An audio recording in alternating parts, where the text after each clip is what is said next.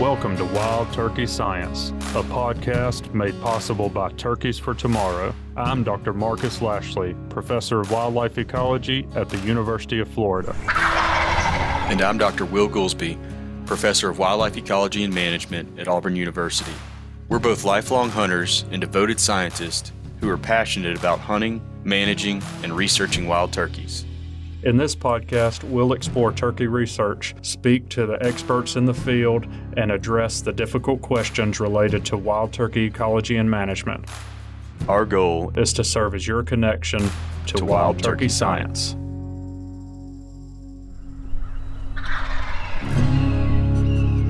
Well, I'm pretty excited, Will. Yeah, me too. So today we have a special guest. It's Heather Keane Thomas, and we are really, really excited to have you here. We have talked, I don't know how many times, about your father's work, Lovett Williams, and we are just really excited to hear your perspective on things. And you've already told us before we started the show about some of the things you were involved with, and I'm just really excited. Yeah, I am too. And I think, in some ways, it can be better to learn about somebody from, from their kids or their spouses or someone that is not them, because I feel like, we always have a certain image that we want to project, but then our loved ones and our friends and our family oftentimes give us like the straight dope, the true story, the unfiltered version on, what others perceive us as being. So glad to have you here, Heather. Well, thank you. Thank you very much for having me. Yeah, I will say I am curious to see what you have to say, because I have been thinking about this, and I have a couple of young daughters, and I'm really curious how you will portray your father, because I'm kind of doing a similar thing, I guess, to what he did, and I'm just, maybe going to draw some inference from what you have to say about what they might say about me, I guess. Same here, yeah. Yeah, no, it was a fascinating childhood. I assumed everybody had an father that knew everything, and he lived on a farm with wild animals, and he was just an incredible wealth of knowledge. And I even stunned some biology teachers with things I would come up with, quoting my father. When was it that you realized that you had a non-traditional upbringing? Oh. That you got to experience things that other kids didn't? Yeah, probably the farm. Once we was about three and a half years old, we moved to the house on Prince Prairie, Crackers Farm, and it was just incredible. I mean, we had 14 acres right there backed up to the prairie. We would go to conventions. So probably the turkey conventions, when somebody would come up to me and say, "Oh, are you Lovett Williams' daughter?" Yes, I am. Can you, and who are you? And so it's just really neat to kind of be a royalty. So if my dad was a turkey royalty, then I was a turkey princess. So it was probably my first convention when I realized that I had ascended to the princesshood of turkeys, and that, everyone just really liked my dad. Most people I met, there was a few people that he didn't rub elbows too good with, but that's kind of my dad. He was no nonsense, didn't worry about stepping on toes, tell you like it is kind of person. So it was early on. I was called his shadow. He called me a shadow. He said when I was much younger, if he was carrying a 2x4 or something, he'd have to turn around behind him to be sure I wasn't behind him, and they wouldn't hit me with the 2x4 because I was following too close behind. But I had an older sister, and she was more into dresses and girly things, and so I took my place, my life as a turkey with my dad. Yeah. So it was a really, really fun growing up. I can't even replace it. I wish my son got a little taste of that. Yeah. That's really interesting. I know you've talked about various things that you were participating in terms of the turkey research. Can you remember, like, what maybe a different way to phrase that? What's your earliest memory that you have working with him with turkeys? It would definitely be the incubating the turkeys. Oh goodness, must have been at least 78 Ep79, and he had brought home some wild turkey eggs that he had caught from, we had actually abandoned a hen and found the nest and were able to take a few eggs. And then we had some domestic turkey eggs as well. And so my job for the spring was to flip them. I think it was twice a day. I'd have X's on one side and I'd have the O's and I'd flip them. And they were in our canning room. And I just remember, as they hatched, and he would explain to me, this is your job. You gotta hang out with these turkeys for a little while and, get them used to you. And I could immediately tell when you talk about research, the difference between the domestic and the wild turkeys, even as poults. The wild turkey poults were kind of to them, staying down low, being quiet. The domestic ones are pecking at the light, and they were much larger. Yeah, more bold. More bold. And then, once I got them out in the wild, I could just tell that the wild ones, quickly learned to fend for themselves, and the domestic ones that just kind of hit their peak at about 2 weeks old. Yeah. So it sounds to me, Heather, like there wasn't a clear delineation between, Lovett's home life and his professional life. With, y'all were imprinting the poults at home and things like that. It sounds like you were going out with him a lot. So is that how it always was, that, what he did with turkeys was just kind of integrated into his life? Oh, yes. Yeah. Our yearly vacations were the turkey conventions, wherever exciting, Idaho or Iowa or somewhere we'd go and go to turkey conventions. And then Fish Eating Creek, we would go down a lot of times as family trips in the summertime, going down through the creek, fishing. That's some of my earliest memories is probably fishing with a cane pole down at Fish Eating Creek. That's awesome. Yeah. Beautiful area. My dad liked to fish a lot, so we'd go to Cedar Key on his boat. So every weekend we were doing something outside, something with nature, collecting, shooting, fishing, gathering some kind of animal to eat and skin, take home and cook. Yeah. So it sounds like a great upbringing. Yeah. Yeah, it does.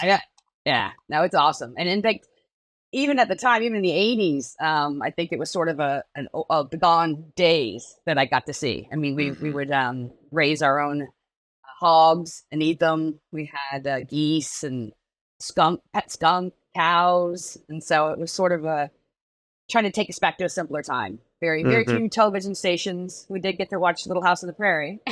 That was probably one of the favorites. So I just kind of assumed we all lived on the prairie. Yeah. I've got a friend that just got a pet skunk, and I thought he was crazy, but maybe he's on to something, because now I hear that Lovett had one. So. Oh yeah. It had its stink bladder removed, or whatever the organ is that makes the smell, but it still is quite musty. I mean, yeah.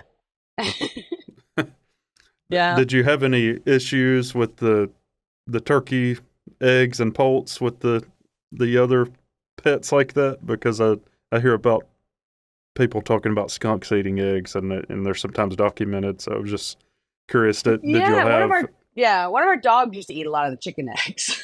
She got real fat. That's all I remember. But not so much. Yeah, not so much on the farm. And we penned them for a while, and then they would kind of find good spots in the barn.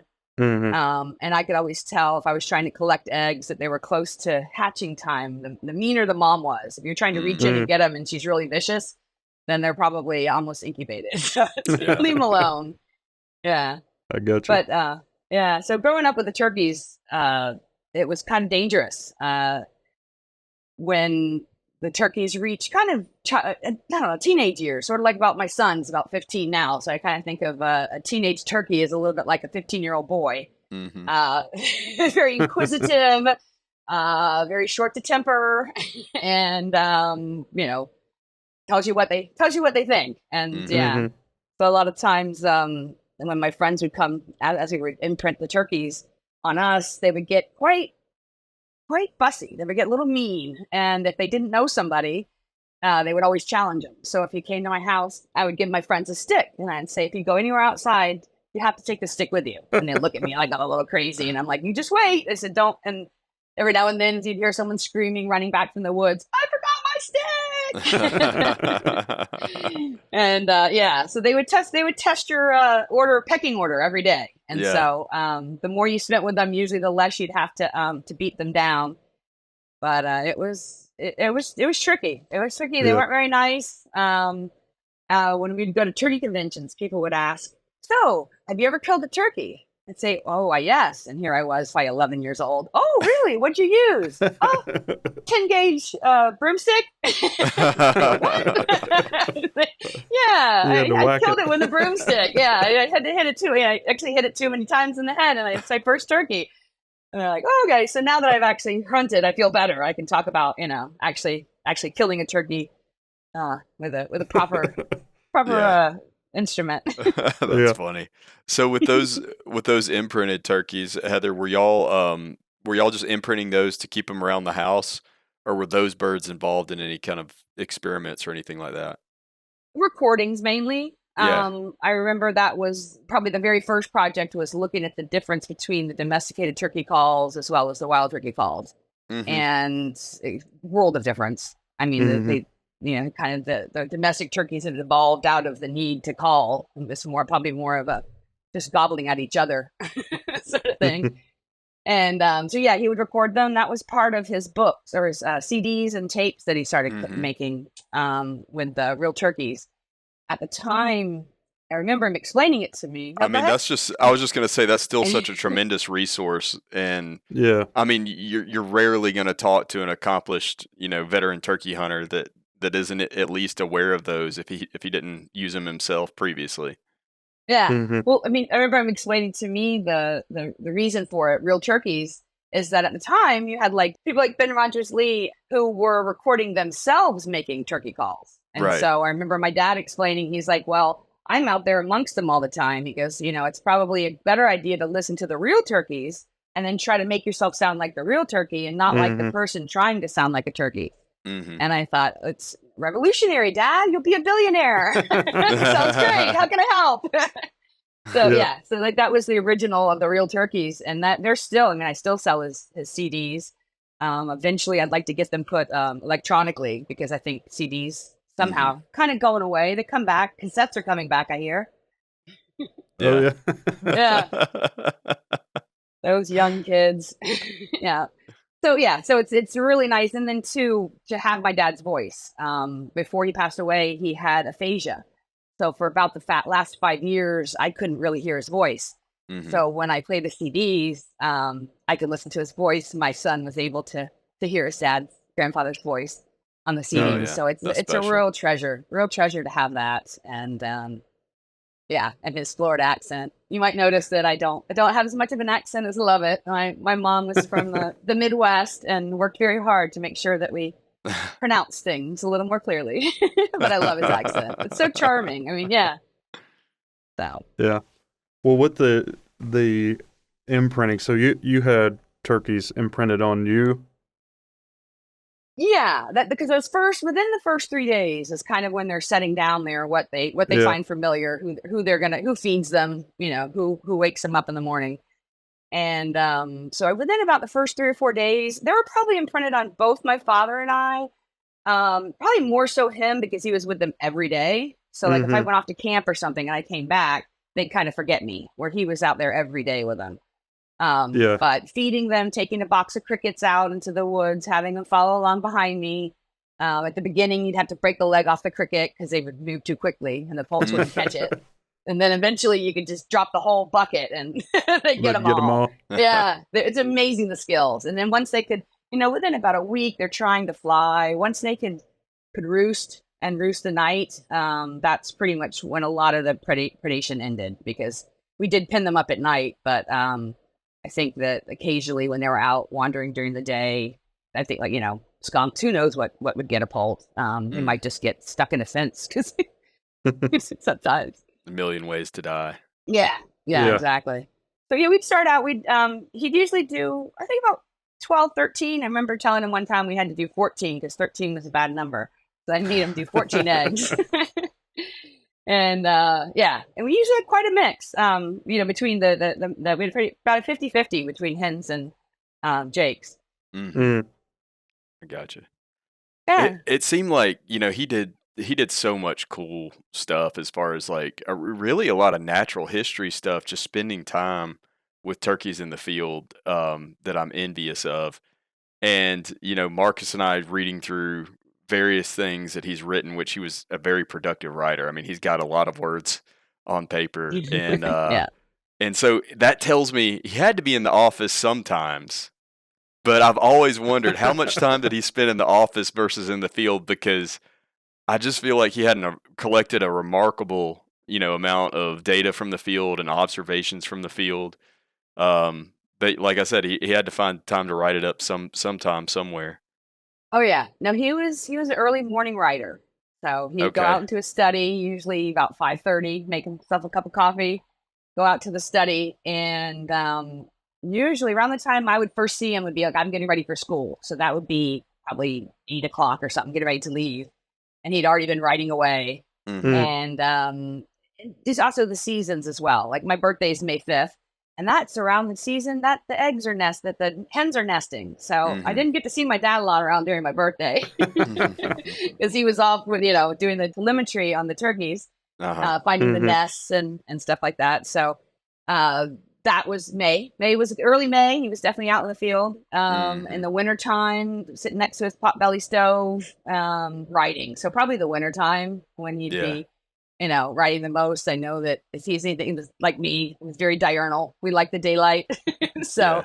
we like to Mhm. get up early when the sun's up. Yeah. I love that. Especially when the turkeys are gobbling. Mhm. Yep. Yeah. And if you're a turkey hunter, you're used to getting up early. So yeah, getting up early Yeah. was just part of him. He'd take a nap. Even when he was much younger, I always remember he'd have an afternoon nap. I When can it gets feel hot. that. Yeah. Yeah. So I know we're bouncing around, but there's lots of questions, and it's hard to, Yeah. Yeah. stay in perfect line. But I remember reading about, and I can't remember which book it is now, but and then a couple of papers that he published. He was basically documenting at what time of the day hens would be visiting the nest on each day, how long they would spend at the nest while they were laying, all the way up till it started incubating. Do you remember him doing work like that? Was that coming from the imprinted hens at home, or I couldn't work out where he was getting that information and No, how he could. That's right when he was collecting the eggs. So that would have been in the spring. Well, I mean, obviously, because they're going to be almost hatching in the spring. So I would have guessed it would be Yeah. depending in Florida. Probably just around probably mid-May he'd be done with that. So they would already be out of there. Mhm. They'd be fledged by then. So Yeah. I know that the radio telemetry he did not only with the cannon nets, but he would also drug the bait, and that seemed to be his favorite way to do it. Mhm. And then be able to Yeah. put the bands on them, and then they'd get up, and then they didn't remove them or anything or upset them, and then they usually Right. go back to their nest. So I think that was probably done. Yeah, I would say April. And because it was Florida, most of his research was done in Florida. So I would say probably April through May. And then that was usually because he would bring the eggs back. Usually, I'm not thinking how far along they were incubated. I think they were pretty new. I think he didn't want to take the chance of, finding a nest and then having to come back and see it that had been predarized. But yeah, so a lot of research would be spring, early spring. Yeah, so he likes the cooler weather. So in Florida, it gets pretty hot by May. Mhm. So Yeah, sure. yeah. Yeah, it's just, we're reading what he wrote and then trying to surmise, some of those things. And some of the information they had was just remarkable. Like, I was having trouble even working out how he would get the information. Oh yeah, the level Because, of detail. Yeah, I mean, so some of it's just so remarkable. Like, he was on a nest within, the second or third day of laying, and even with the technology we have today, it's hard to do that. So Yeah. I was curious. Were you out there with him in the yard looking at nests, or was he? No.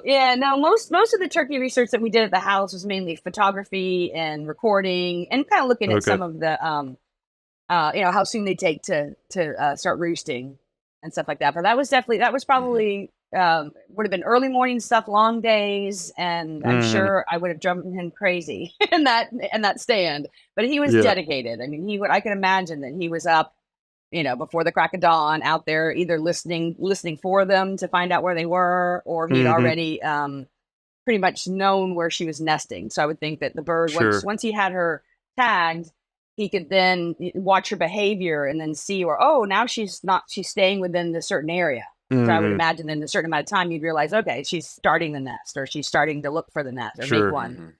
And then I would think the same as chickens, as they get closer and closer to hatching, they leave less and less because the babies are starting to, but the sounds that they would make a lot of times to each other would kind of get the hatching going faster. They would seem to talk to each other. And well, it's pretty, looking at some of the timelines, he has multiple ones, but looking at the detail, it is pretty remarkable how in tune he must have been with turkeys and their behavior, and figuring out ways to get some of that intricate detail that still for us seems almost unaccomplishable. I mean, with it's so detailed in some cases.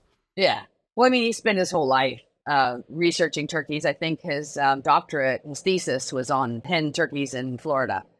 So I would imagine that getting a PhD, you'd get piled high and deep. There's going to be a lot of information about turkeys in Florida that he knew. I was joking, try to call him Dr. Lovett. He'd be like, "Don't call me that." Definitely not a PhD that wanted to be called doctor. He was Lovett, Buster to his family, to the cousins. That definitely provides some insight into his personality.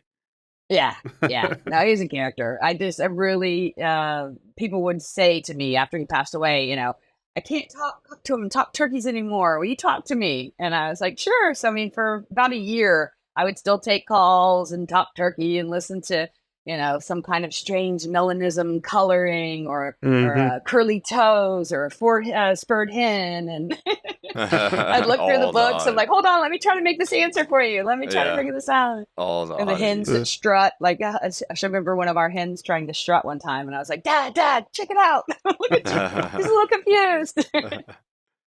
One of the Heather, one of the things that I definitely wanted to ask about too was if you got the opportunity to spend much time around other researchers that Lovett worked with, like Dan Speak here in Alabama was one of his contemporaries, and I didn't know like if they ever hung around each other. Maybe you just saw him at the convention, or Oh yeah, no, Dan Speak was great friends with my dad. Okay. In fact, he had no kneecaps. He must have gotten in an accident. I think he hit a deer or something one time. Is that what? Yeah. Oh, I remember Dan. And then he got bit by an alligator one time, I think, as well, or soft-shelled crab, or turtle or something. I forget what he was saying. Yeah, no, they were good friends. I mean, I would say that after the conventions, as well as at my house in Gainesville, the parties they would have, and you'd have Tommy Peoples, you'd have David Austin, Dale Kreider, the Marjorie Carr, Archie Carr. They were friends with my dad, and just great stories. Listening, like at a certain amount of time, we were supposed to go to bed, but we would sit on the balcony and listen. And that's when the dirty stories came out. And I remember one time telling my dad, because he was mentioning that he had gotten his BS at the University of Florida State. And I said, "Oh, Dad, BS, is that the bullshit degree? Is that the thing you were talking about the other night?" And he's like, "Oh, no."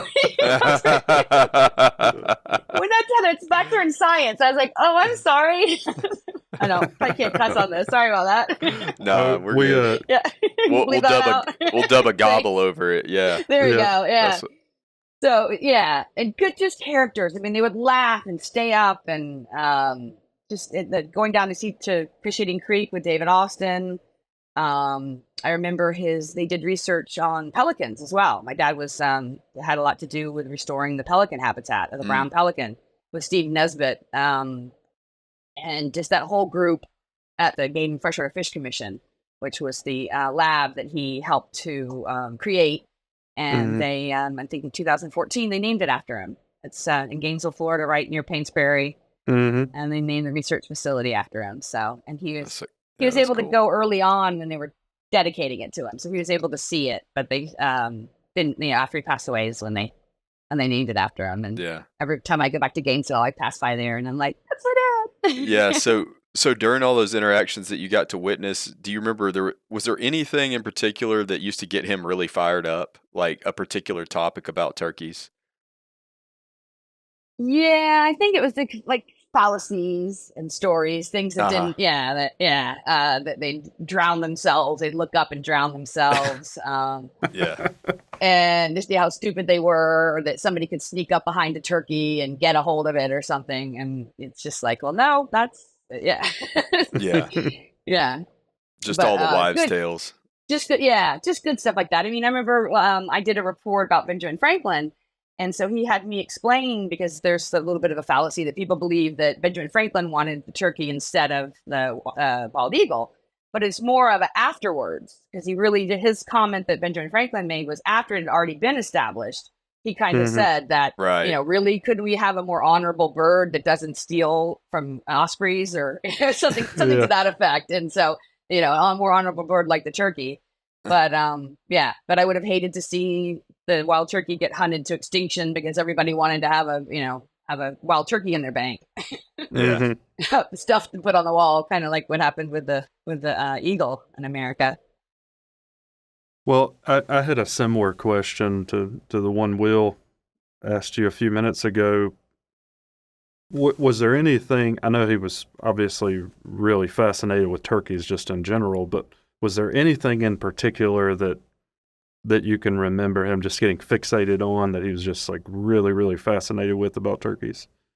Well, as a kid, the poops for summer droppings. He had this whole like chapter in one of his books all about poop droppings and like diagramming. I guess you could tell by the dropping whether it was a hen or a jake or showing me the white part, and this is the urine, and this is it. So he was really the honest things would fascinate him. But I do remember that turkey droppings were something that I'm just like, okay, I'm not part of this.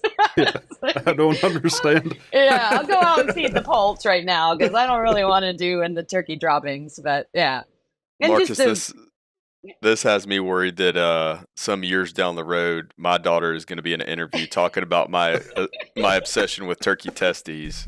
Yeah, there you go. That's exactly what's going to happen. Mine might be talking about poop because we have lots of. That's right. Lots you're of poop jokes around with the turkey house. poop now. Yeah. Yeah.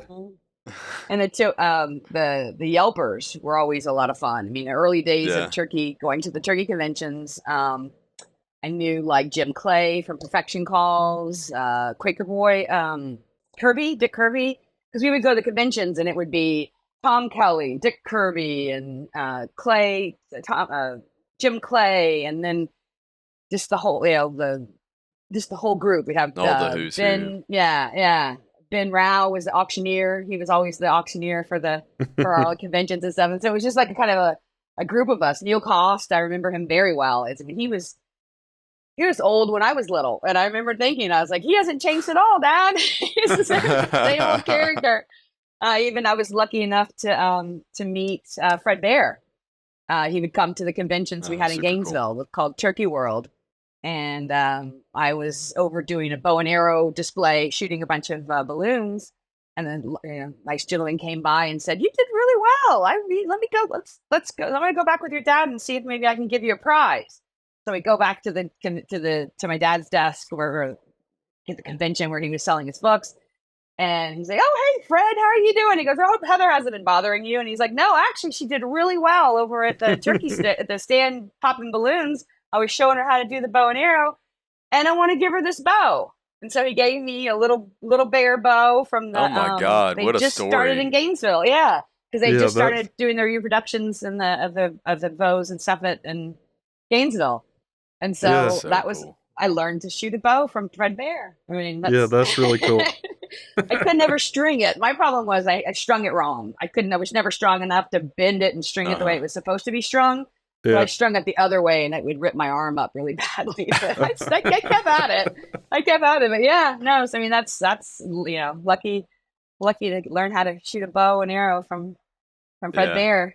I've even got one of his book that he signed for my dad years ago when he made the museum in Gainesville. Mm-hmm. Yeah, and got to meet him, and just a grandfather like person. I just kind of thought of him as one one of the guys that come to the conventions and sit with us. Yeah. And, what a cool Yeah. That's upbringing. really cool. And, so I'm guessing if you were starting to shoot a bow that young, you were probably starting to mess around with a little bit of turkey hunting too. a Or did little that bit. come? I was, Or I did was that a, come yeah, later? I was a squirrel killer. Okay. I like to eat. I wasn't really into I can eating identify turkey with at the that. time. Yeah. Yeah. So my very first kill was a cardinal, and I got in big trouble. I had to clean, dress, and cook the cardinal, which was Yeah. really a lot of work for not very much satisfaction. So then I decided I'd move up to a higher, something I could actually eat. And my dad wouldn't, no songbirds or birds that migrate, Yeah. no migratory Mhm. birds. He explained to me the rules about that. And so, so squirrels, a lot of squirrel, a lot of rabbit, a small game. Uh-huh. And then probably hog was my next, hunting hog. So I Mhm. was a very consumptive eater. And then once I learned how to deep fry turkey, then I started hunting turkeys Yeah. or eating, for consumption. Yeah. Yeah, that's cool. So, yeah. And you were telling us before we came on recording that you had an opportunity at a Gould several years ago. Is that right? I did. My dad was running a camp down in Chihuahua in Mexico in Yeah. the Sierra Madres, and hunt from there from a big farm where they had Yeah. some Gulls turkeys, really good habitat and incredible turkeys. We called them, early in the morning, called them right in. They kind of, it's such a rocky area. You can hear them coming, like if they're coming down the mountains or something, you can hear the rocks sliding. A lot of noise, and so I Oh, kept wow. really quiet. Yeah, kept really quiet, and shot a really nice one. And we had a guide there that was able to call him in because I can't. I'm not very good with the mouth call. I can do a yelper, but then that keeps your hands full. You can't Yeah. hold your gun and do a bone yelper, wing bone yelper. Will has the same problem. Uh-huh. Yeah, but it was just beautiful area. Well, I'd never been. when I'm by myself, I just take one of Lovett's tapes with me, Yeah. Well, I thought even just a car slamming can make a gobbler gobble. Yep. Yeah. Right day and time, right? Yeah. So Mexico is a beautiful area. It's really interesting to me. I almost think of the Gulls as the end of the line, sort of the Osceola, because the Osceola are almost kind of like, not jungle birds because they're Florida, but I mean their spikes are very large. Their coloration is very mute. There's not a lot of white on them. And then you get out to the Gulls turkeys, and they've got hardly any spurs at all because they rubbed them off on the rocks. They seem to have a lot more white in their feather and their coloration. So when you look at the spectrum of all the different species, that kind of it seems to me to be kind of like the one end, kind of like the Grio Grande, with the white along the back, down to the Osceola. And we live, Gainesville is sort of, in Gainesville, Florida, where I grew up, is sort of about the delineation line between the northern and the ocellated.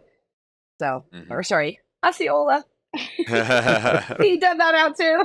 Osceola. No, you're good. Yeah. It seems like Lovett was, at least for a phase in his life, really, really fascinated or drawn to the ocellated. Yes, that was his but his passion at the end was going down to the Yucatan Peninsula.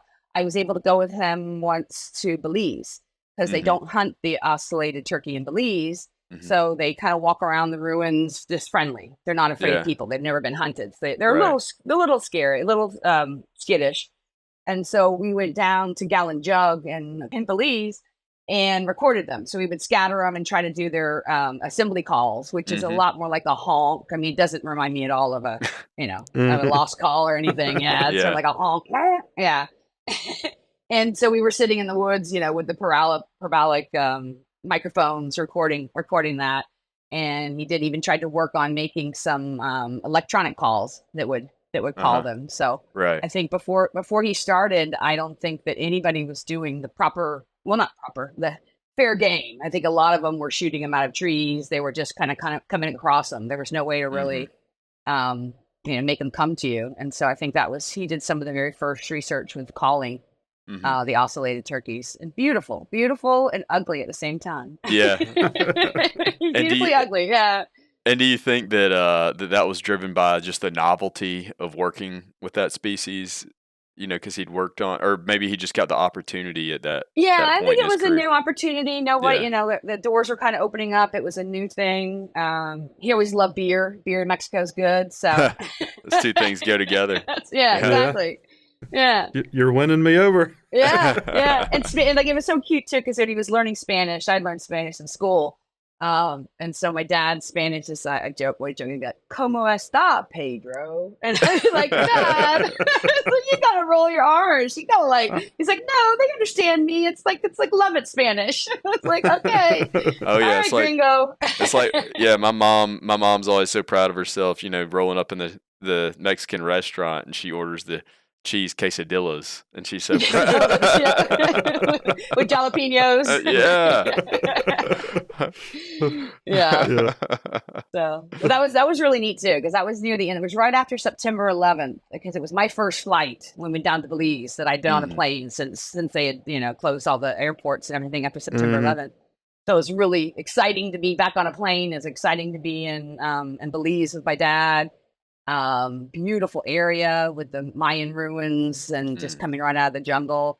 There was a area in there too for wildcats, and so they were doing research. There was at one point where I was hiding in the bushes, pointing my microphone, and I see a little teeny panther. I guess a little panther goes by, and I'm like, "Oh no, there's a mom somewhere close behind." And got real quiet, and she just kind of looked over. She could hear me, looks over at me, and then kind of scatters and went off. And I was like, that's "Dad, super cool." Did you get that?" He's like, I heard you scream." That's funny. Yeah. Beautiful birds. And then his last book that he did with Eric Barr and Neil Eichels. He did that's a lot of his research that he was doing in Guatemala. And I think that was his other idea, they were one of the ideas of conservation, and the idea, if you keep a species alive, you keep their habitat, you don't just eat them for one dinner. So let's say you try to explain to the people in Guatemala, you can either eat that turkey right now, you're going to have one dinner from it. Or if you keep the area habitat well and you let it produce more turkeys, we can bring someone here that will shoot that turkey for $2,000. And think of all the turkey dinners you can have for $2,000 instead of just shooting it just because, from hand to mouth. And so he worked a lot trying with that sort of idea, sort of a conservation hunting idea of putting a value on a species in order to preserve it and keep the habitat, which is will make them money than it is just to have the bird. Yeah. I think that was a lot of his idea, and I know that the projects in Guatemala had ended. I know that they had a lot of scooters. They were getting out into the woods. A lot of the natives were able to get out, so I'm not even sure what's happened to those camps out there. And hunting turkeys in Guatemala that I know of is not happening now. You can go to Mexico along the Yucatan to hunt them, but I don't know if anybody's doing it. I know I worked with Eric right after my dad passed away. We went to one of the conventions trying to see what interest there was in trying to reopen the Guatemala hunts, because most of the people that went on those jungle hunts said it was just the best thing they've ever done. It's just a completely different kind of hunting. Different, being out at the camp in the jungle. Yeah, the atmosphere seems like it'd be really cool. Yeah, I think that would really make the experience. Definitely. Well, is there anything that we haven't asked you about that, like, you would like people to know about your dad? Not really. I think most people know, and anyone that really met him knew what a character he was. I've been rereading some of his books before I had this podcast with you guys, just to see if I could, brush off a few skills. We can still quiz you on some fun turkey trivia if you want to. I mean, I don't want all that studying going to waste. Yeah. And just the way that he writes. The way that he writes is just no nonsense. It's not fluffy. It's got some wit in it. I mean, one of his most favorite writers was Tom Sawyer, and that sort of Southern wit. That sort of yeah. So I really like the way he wrote. He wrote the way he sound. I can hear him when I read. We read his books. I can hear his accent. I can hear his inflection. I remember always clearing his voice before he would start something. And even in some of his tapes, he'll do that. And I'm like, well, Dad, you should have like started recording after that. And he's like, yeah, it's like that's sort of his, yeah. It's how he would get started. Ready. It gets people ready. Yeah. And just he was just such a character.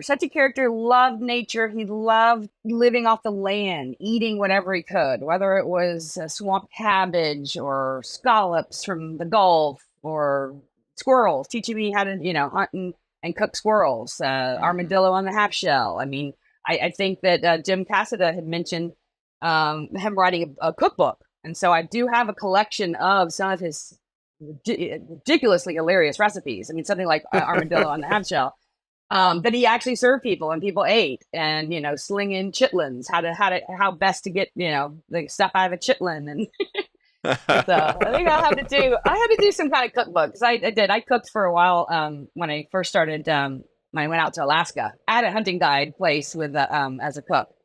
And so after really starting to love home cooking and cooking for people, I went back to some of his chapters about making a cooking book. So I think I'll have to work on that and see if Jim's interested. That sounds like a fun project. Yeah. And a good connection to your dad too. Yeah, for sure. Yeah. Heather, the other thing I wanted to make sure that we ask you while we got you here, you're in a unique position where you can provide some input to me and Marcus, being turkey researchers, being in this business. Times have changed, but there's a lot of similarities still. Like, what advice would you give us we both have young daughters right now. And is it just, was it just including them or including you in as much as he did? Was that what you think was most important, or? Yeah, I think so that just my dad was my hero. So, I mean, like, you look up to your dad. I mean, I'm sure both of you guys are great dads. And I said that, just nurturing that, fascination with nature, being outside with them, especially nowadays with so much computers and people, doing their silly stuff on their screens. It's just get out there. I mean, that's what I did. I mean, most of my memories with my dad, I'm sunburnt, bitten by mosquitoes, cold feet, I mean, it's all, it's the elements of nature, the elements of, excitement, and right. Yeah, they're just, you just can't go back and do that. And I think too, that as the resources and as areas get smaller and smaller, go to national parks, go to places that still have that, you could almost get lost feeling, I lived in Alaska. That's one of those places where it's like, whoa, it's big. It's, I've been flying for 3 hours. I haven't seen a road or a house or any man-made structure for 3 hours, and that just, just the fascination of wildlife and outside, and just sucking it in and being tough, because I didn't have a brother. So I kind of got to be the son my dad didn't have. And thank goodness. I don't think I would be who I was. I had a brother. I'd have probably been a boxer or something, trying to fight with him to get my dad's attention. There you go. Yeah. Well, Heather, I mentioned to you earlier, we have some ongoing work down near the Fish Eating Creek site, but what I didn't mention to you is that this coming spring we are planning to start a poult imprinting study and do various things, and I have told my daughter about it, and she wants to be mama turkey, and she will not let go of it. Yeah. So I was planning on trying to have her involved, to some degree with it as much as I can. But it's nice to hear you say that and hear you reflect on it, from being in that position with your dad. Yeah. So, well, there's actually, I wonder, like, really get around this real quick. There's a really cute, I think it was after the hunt that my dad wrote, put my glasses on. I just want to read this real quick. I thought this was a really cute dedication that he did for his After the Hunt book. Yeah. And it says, I dedicate this book, my 7th, about turkeys, to my 2 daughters, Mary Brooke and Heather Keane, who grew up with human imprinted wild turkeys and endured a low place on the pecking order, to which Heather's small spur scar attests. Living with wild turkeys is hazardous, and I'm sure Mary Brooke and Heather sometimes wondered which side I would take in the event of an all-out war with the turkeys. But the war never came, and the turkeys are long gone. I love my girls. My girls are grown, and I love them more than I did the turkeys. Oh, that's so yeah, cool. that's nice. Let me show that. Yeah, That's and it's super cool. yeah. And it's great also to me to hear, how meaningful getting to participate in all that was, because, that, I don't know, it just reminds me that sometimes, like, when we take, our daughters out to participate in things like this, how important it might be. Oh yeah, yeah. And the next generation. I mean, that's it's we don't inherit the earth from our ancestors. We're merely borrowing it from the next generation. Absolutely. So we've got to teach them to appreciate it, and in hunting, conservation, that's where the money's coming into conservation. It's it's the price for fishing licenses and hunting licenses and ammunition and all that goes into protecting the areas, because I'm not the one that wants to shoot the last bird somewhere. I want to be able to do it for generations and have my son enjoy it and have his children enjoy it. Sure. Right. So it's really important that we protect these places, and we protect that, that love of nature, the love of getting out there and getting your hands dirty. I mean, I remember the first time cleaning a squirrel and having it explode in my hand. Yeah. Probably took you an hour and a half. Yeah. Yeah, that's good stuff. Well, Heather, I can't say enough how much we appreciate you taking time. I think you mentioned earlier that that you still sell some of the books and things, right? That people can pick up. So I'm still running my dad's business, lovettwilliams.com. I also sell books on PayPal and Amazon as well, because as there's less of Lovett's books articles being published, less and less people go to the website. Mm-hmm. So I do sell them on eBay and Amazon, and then at lovettwilliams.com. Yeah. Okay. But I don't do much advertising. Occasionally somebody will do an article or something and ask to use one of his pictures, and I'll say, yeah, just put a little byline at the bottom to help sell books, because I got to put that 15-year-old through college eventually. Sure.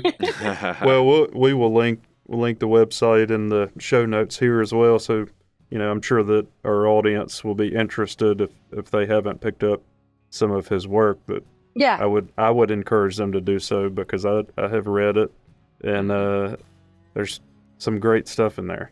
Yeah. So it's great talking to you and kind of hearing about the man behind the writing. Yeah. I got a few more podcasts in me, so maybe we'll get with Joe Hutto. I'd love to talk about his experience imprinting turkeys and his life as a turkey. That would be fun.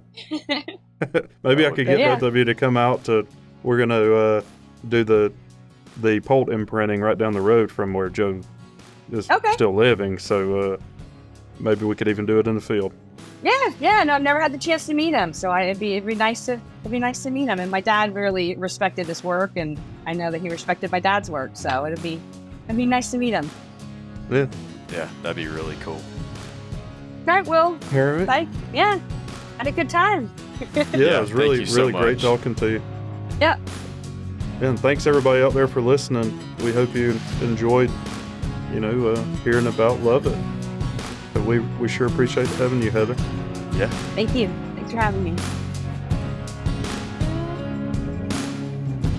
Wild Turkey Science is part of the Natural Resources University podcast network and is made possible by Turkeys for Tomorrow, a grassroots organization dedicated to the wild turkey.